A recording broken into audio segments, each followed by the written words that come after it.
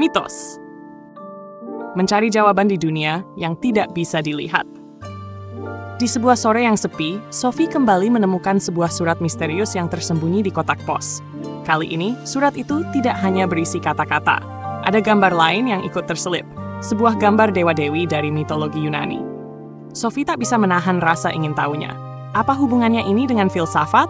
Dan mengapa selalu ada gambar-gambar yang aneh dan misterius dalam setiap surat yang dia terima? Ketika ia membuka surat tersebut, ada sebuah pertanyaan baru. Bagaimana orang-orang zaman dulu menjelaskan dunia yang mereka lihat? Sophie termenung sejenak, mencoba memikirkan jawabannya. Dia teringat akan cerita-cerita yang sering diceritakan orang tua tentang dewa-dewi, makhluk ajaib, dan petualangan luar biasa. Dalam banyak budaya, orang-orang zaman dahulu percaya bahwa segala sesuatu di dunia ini dijelaskan oleh kekuatan yang lebih besar. Dewa-dewi yang mengendalikan alam semesta, mengubah musim, atau bahkan menciptakan kehidupan. Itulah yang disebut sebagai mitos. Cerita-cerita yang digunakan oleh orang-orang purba untuk menjelaskan segala hal yang terjadi di sekitar mereka. Mitos adalah cara pertama manusia untuk memahami dunia, sebelum mereka memiliki alat ilmiah atau filsafat untuk menjelaskannya. Mitos menggunakan imajinasi untuk menjelaskan kehidupan.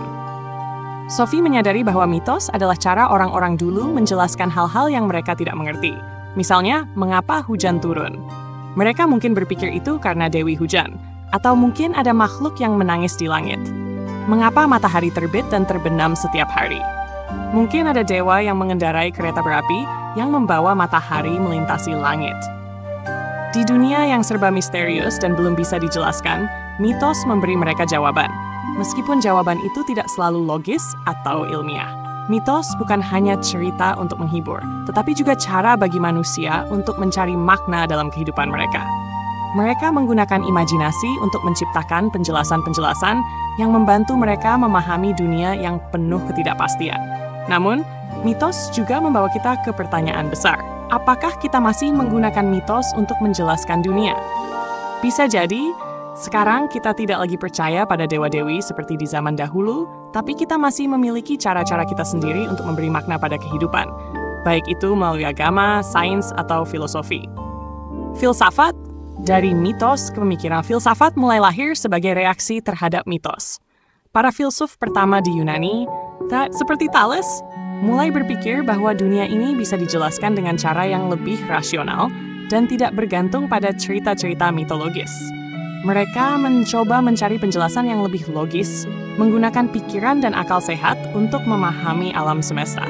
Bagi mereka, penjelasan rasional lebih penting daripada penjelasan mitologis yang tidak bisa dibuktikan.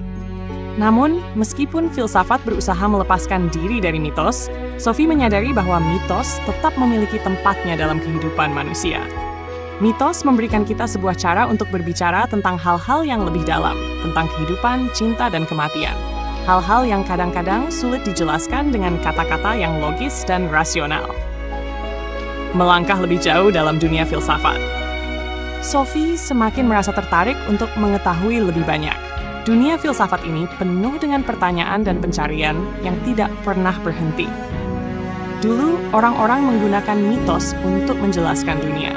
Sekarang dengan filsafat, kita mulai melihat dunia dengan cara yang lebih rasional dan teratur. Namun, keduanya, mitos dan filsafat sama-sama mencari kebenaran, meskipun melalui cara yang berbeda. Jadi, apa yang kita bisa pelajari dari mitos hari ini?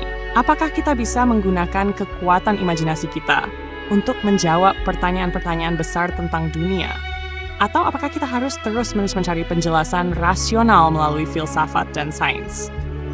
Jika kamu menyukai cerita ini dan ingin melanjutkan petualangan filosofi Sophie, jangan lupa untuk klik like atau share cerita ini ke teman-temanmu. Jika kamu ingin lebih banyak cerita menarik tentang filsafat dan perjalanan Sophie, subscribe dan tinggalkan komentar di bawah. Kita masih punya banyak misteri dunia yang akan dibahas. Siapkah kamu untuk menemukan lebih banyak jawaban?